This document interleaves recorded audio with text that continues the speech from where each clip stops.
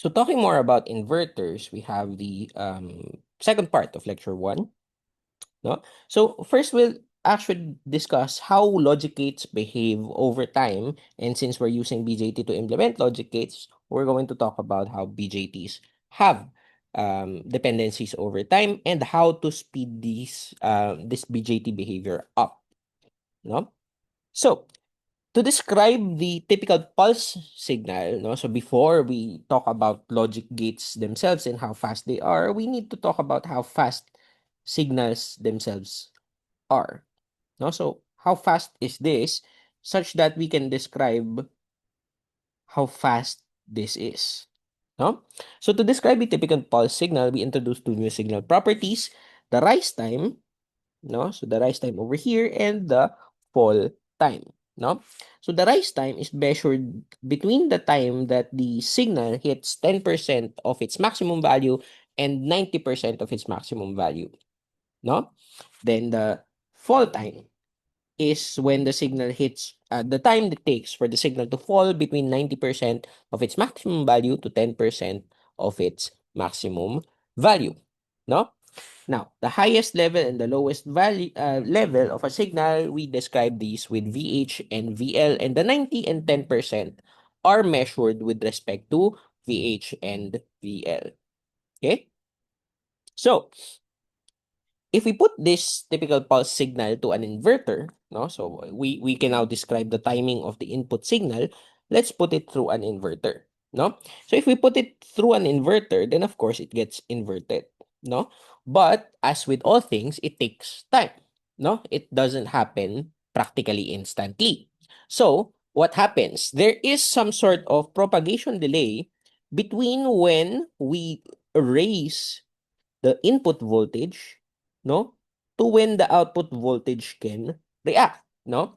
So, for example, here, when the input voltage went up, the output voltage went down after some time. So, what do we call this? We call this the propagation delay, tau PLH. Tau PHL, rather. Sorry, the wrong one. No? And when the input went from high to low, after some time, the output reacted to that going from low to high. So that is the propagation delay from low to high. No? We call these propagation delays high to low and low to high based on the behavior of the output, not the input. No? And this propagation delay is measured from the 50% transition of the input versus the 50% transition of the output. No? Now, in this graph, they are exactly the same, but in general, no, these propagation delays are not equal. No, you will see why this is in a later lecture, but suffice it to say that they are off by about 10 nanoseconds or hundreds of picoseconds, something like that. No? So then it is kind of sometimes useful if you don't care about the difference to talk about the average propagation delay rather than the absolute propagation delay based on the transition. Okay? So, next, let's talk about when it's a BJT based inverter, no? So, to talk about the delays in a BJT based inverter, no, we have to talk about the timings, the transient response of a BJT. So, the transient response of a BJT is actually based off of the base current, no? So assuming that we apply a square pulse to the base current, no, that is we put in some sort of IB on at a specific amount of time, no, then we observe what happens to the BJT inside. Okay? So from the typical empirical experimental results of a BJT, we find that there is some sort of delay time, no, until the BJT starts reacting. And we define this experimentally to when the BJT's IC, no? This is the collector current. The BJT's IC goes up to 10% of its maximum value, no? Then rise time is again 10 to 90%. And then, okay, the BJT is finally on, no? So that's fine. Then we turn off the base current, and actually it takes a while for the BJT to start reacting, if at all, no? So we call this duration where it doesn't react as storage time, no? Experimentally, we determine this by marking kung kailan umaabot ng 90% yung drop dun sa IC natin towards its final value, no? Lastly, we have the fall time, which is again the 90% to 10% drop in value. Okay? So, of all of these four properties of the switching speed of a BJT, no, the highest is actually the storage time. Okay? And this makes it a significant portion of the design constraints when we try to think about these things. No? So in summary, the switching speed terms in a BJT are the following. No? So we have the delay time, and this is formally described as the time from IB going on to IC going up by 10%. No? Then rise time or going up to 10%, no? Then rise time is the time from IC for IC to go from its 10% value to its 90% value. And then storage time is the time from IB going off to IC going down by 90%. No? So we technically really just consider this the time that the BJT takes to react to IB going down, in fact. No? Then, lastly, we have the fall time, which is the time it takes for IC to go from 90% to 10%. No? And the one in boldface, the storage time, is actually the largest. No? Most of the time, this is the largest duration of all the switching speeds in a BJT. No? So let's see why that is. No? So first off, let's analyze more closely how the BJT would react to some sort of input voltage. No?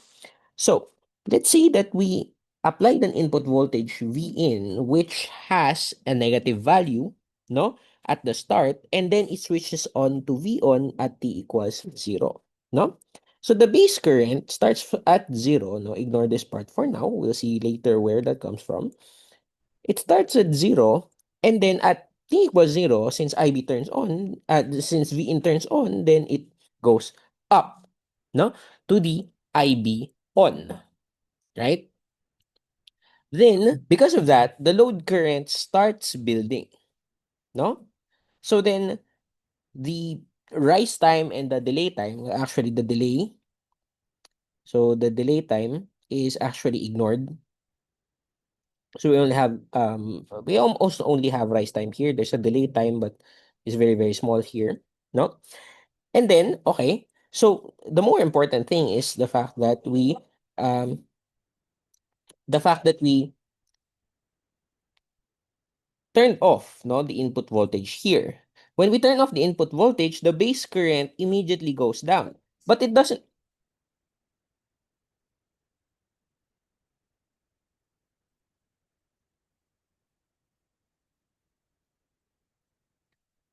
the base current immediately goes down, but it doesn't go down, but it doesn't go down to zero, but it goes down to a negative value, no? So this negative value gives a hint as to why there is a storage time, in fact, no? So there is a negative value for the base current, and as the base current goes down, no? After the storage time, the load current starts going down as well in an exponential manner, no? So while the load current goes down, that is when the fall time happens. And as the load current starts dropping off to nearly zero, that's when the base current goes back to zero, no? And so, finally, if we rinse and repeat the process, this is where you find this happening here. No? That's the same thing. It's the behavior that happens when the pulse is regular. Okay? So, why exactly does this happen? So, when we have minority carriers, so when we have a BJT, remember that we have some setup, no? So, we have, say, an NPN. So, the BJT is NPN. And the behavior is such that the emitter emits carriers, no? Sorry, baliktad. So the emitter emits carriers into the base region, which is then collected by the collector region, right? So at the start, no, there's not a lot of excess minority carriers in the neutral base region, no? So this is the base region. Then after t equals 0, when we turn on the IB, no, something that started flat rises up, no? And this is because the carriers from the emitter start being injected into the base region and being collected by the collector. This is why this is here. No? Then, after the IC actually builds up properly, no, we observe that IC actually stops increasing, and so we conclude that the slope of the minority carriers in the base region probably didn't change, because we know from carrier action physics that IC has to be proportional to the slope of delta n. No? So then we conclude that what happens is actually there are too many carriers to be supported by the collector. That is, the collector isn't collecting fast enough for the carriers that are entering the base. No? This is what happens in saturation. So the carriers start piling up, but eventually recombination increases as there are more excess carriers in the base region. So eventually it reaches some sort of equilibrium where it stays here. No? Then the storage time. So when we turn off the base current, no, the base starts losing minority carriers because there is no longer any current from the emitter is no longer emitting any more carriers for it. But we still have the Y displacement here. So the collector has to collect all of those first before it is able to actually reduce the current. And this is what is seen as the storage time. So lastly, in the fall time, once the collector has removed all of the excess carriers like that, then it starts removing the rest of the carriers, which reduces the slope down to 0, which corresponds to an IC of 0. No? So in summary, that process would be like this. So, as we say, the storage time is the largest delay that the BJT introduces. And so, what we want to do, no, is that we want to ensure that we don't reach saturation, no, if we want to be faster. Because if we're not in saturation, we have very little, if not no storage time, no, in the BJT. So this can be achieved if we place a Schottky diode between the base and the collector. So what does the Schottky diode do? Ginagawa ng Schottky diode is that yung voltage here, no, is prevented from ever reaching forward bias condition. Remember, saturation means that both the BE junction is forward biased, so this is a diode, the BE junction is forward biased, and the BC junction is also forward biased. No? But if the forward bias voltage of this diode is less than the forward bias voltage of VCB, no, the cut-in, then it would ensure that the set transistor is never saturated. Hence, there is no storage time. The other method that we can use to make the BJT faster is to actually increase the base current temporarily to remove all of the charges such that the storage time will be significantly reduced. So, shown in this schematic is that we added a capacitor here. No? So, anong ginagawa nitong capacitor na to? Say, for example, that we decreased Vs from a high state. So, then we'll start getting out the stored carriers from the base. So, the storage time. What happens is that initially, the capacitor is charged like this. right? So then, what happens is that if we decrease Vs to 0, this capacitor will pull this down to Vs minus Vc1. No? If Vs is 0, this is now negative Vc1. This is a negative voltage. This negative voltage will pull a higher base current that pulls the stored carriers out. No? Now, effectively, this reduces the storage time instead of eliminating it, but this is good enough. You only need to put in an extra capacitor. No? So, lastly, let's discuss the output loads. And in fact, this is a very significant portion of the um, transition times that are associated with logic gates. No, those strictly not really with just with BJTs. This happens for any logic gate whatsoever. So, as we know, all wires have capacitances. So, especially those that we use in our loads. No, so let's say that we have an inverter. We're going to connect this inverter to somewhere, something like a breadboard, something like an input to another IC somewhere, no? And that will have a characteristic capacitance, no? We model this capacitance with, well, as a capacitor, no? But we account for it because we can see it in the transition duration of the output. So for example, we use this as an inverter, so Vs goes down, right? So Vs goes down, so we expect Vout to go up. But somehow it doesn't go up immediately. It goes up in a very slow manner. In fact, with a tau equals to tau equivalent to RLC1. That is this with this, no? And we see that that's because the discharge path is from C1 to VCC, no? Why doesn't it discharge through this?